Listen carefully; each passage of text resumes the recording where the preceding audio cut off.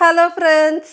ഇപ്പോൾ ശാന്തിയും സമാധാനവും എന്നും നമ്മുടെ ഇന്ത്യയിലും ഈ ലോകത്തെമ്പാടും നിലനിൽക്കട്ടെ എന്ന് പ്രാർത്ഥിച്ചുകൊണ്ട് നിങ്ങൾക്ക് എല്ലാവർക്കും നമ്മുടെ 78ാമത്തെ സ്വാതന്ത്ര്യദിന ആശംസകളും കൂടി നേരുന്നു.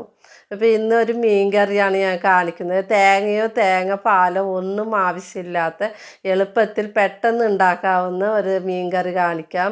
അപ്പോൾ ഇത് വലിയ മീൻ കഷ്ണങ്ങളാക്കിയതാണ്. ആദ്യമേ മൺചട്ടി ചൂടാക്കി വെളിച്ചെണ്ണ ഒഴിച്ചു. അതിൽ കടുകും 1/4 ടീസ്പൂൺ ഉലുവയും കൂടി ചേർത്ത് അത് പൊട്ടിയതും കറിവേപ്പില കുറച്ച് ചേർത്തു. കറിവേപ്പില ഒന്ന് മൊരിഞ്ഞതും നമ്മൾ ചെറിയ ഉള്ളി കൂടുതൽ നന്നായിട്ട് അരച്ച് ചേർക്കണം. ഒരു വലിയ ബൗൾ ചെറിയ ഉള്ളിയാണ് ഞാൻ അരച്ച് ചേർത്തു. അപ്പോൾ അത് ചേർത്ത് വഴറ്റിക്കൊണ്ടിരിക്കുമ്പോൾ തന്നെ വെളുത്തുള്ളി 1 ടീസ്പൂൺ അരച്ച് ചേർക്കുക. ഇഞ്ചി അരച്ചത് 1 ടീസ്പൂൺ ചേർത്ത് നന്നായിട്ട് വഴറ്റി കൊടുക്കണം. അപ്പോൾ ഇതെല്ലാം വഴറ്റുമ്പോൾ തന്നെ നമ്മൾ ഓരോന്നും ഇതിൽ ചേർത്ത് വഴറ്റിയെടുക്കണം. ഉപ്പ് ആവശ്യത്തിനുള്ള കല്ലുപ്പ് ചേർക്കുക. ഇപ്പോൾ മീൻ കറിക്ക് ആവശ്യത്തിനുള്ള കല്ലുപ്പ് ഇപ്പം തന്നെ ചേർക്കാം. ചേർത്ത് ഒന്നുകൂടി മിക്സ് ആകുമ്പോൾ പെട്ടെന്ന് ഇത് വഴണ്ടി കിട്ടാനും നല്ലതാണ്. അപ്പോൾ 2 തക്കാളി ഞാൻ നന്നായിട്ട് അരച്ച് അതും കൂടി ചേർത്തു.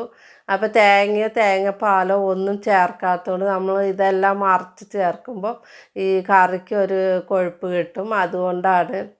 ഇപ്പോൾ ആവശ്യത്തിനുള്ള പൊടികൾ ചേർക്കുക. 1/4 ടീസ്പൂൺ മഞ്ഞൾപ്പൊടി, എരിവിന് ആവശ്യമുള്ള മുളക് പൊടി, 1 ടേബിൾ സ്പൂൺ മല്ലിപ്പൊടിയും കൂടി ചേർത്തു.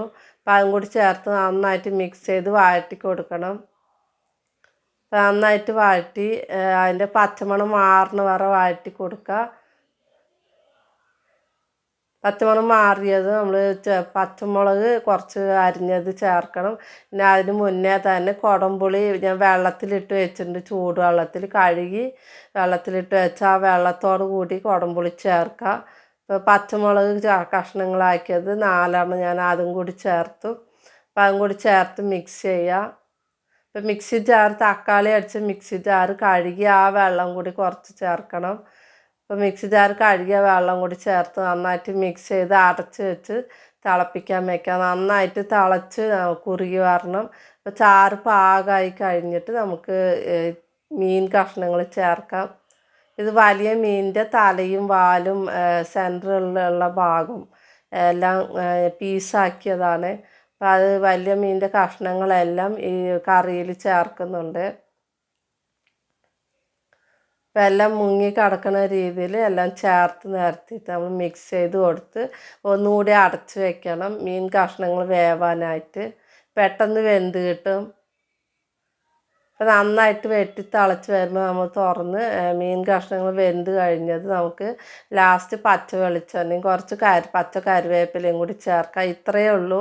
പെട്ടെന്ന് എളുപ്പത്തിൽ ഉണ്ടാക്കാവുന്ന ഒരു മീൻ കറിയാണ്. ഇത് ചോറിന് കൂട്ടി കഴിക്കാവുന്ന നല്ല ടേസ്റ്റി ആയിട്ടുള്ള മീൻ കറിയാണ്. അപ്പം നിങ്ങൾക്ക് എരിവ് കൂടുതൽ വേണമെങ്കിൽ അതിനനുസരിച്ച് മുളക് പൊടി ചേർക്കാം. ഇതിനധികം സാധനങ്ങളൊന്നും ആവശ്യമില്ല. നിങ്ങളെല്ലാവരും ഇതുപോലെ ഒരു തവണ ഉണ്ടാക്കി കഴിച്ച് നോക്കട്ടോ. പെട്ടെന്ന് ഉണ്ടാക്കാവുന്ന എല്ലാവർക്കും പെട്ടെന്ന് ഉണ്ടാക്കാവുന്ന നല്ലൊരു ടേസ്റ്റി ആയിട്ടുള്ള മീൻ കറിയാണ്. അപ്പം ഞങ്ങളെല്ലാവരും കുറച്ച് എരിവ് കുറച്ചേ കഴിക്കുള്ളൂ. അതനുസരിച്ചാണ് ഞാൻ മുളക് പൊടി ചേർക്കുന്നത്. നിങ്ങൾക്ക് എരിവ് കൂടുതൽ വേണമെങ്കിൽ അതനുസരിച്ച് മുളക് പൊടി കൂടുതൽ ചേർക്കാം. ഈ തക്കാളി, മുളക് പൊടി, മല്ലിപ്പൊടി ചേർത്തില്ലെങ്കിലും കുഴപ്പമില്ല. ഞാൻ കുറച്ച് ചേർത്തു. ഈ പച്ചമുളക്, ഇഞ്ചി, വെളുത്തുള്ളി അരച്ചത്, ചെറിയ ഉള്ളി കൂടുതൽ അരച്ച് ചേർക്കണം.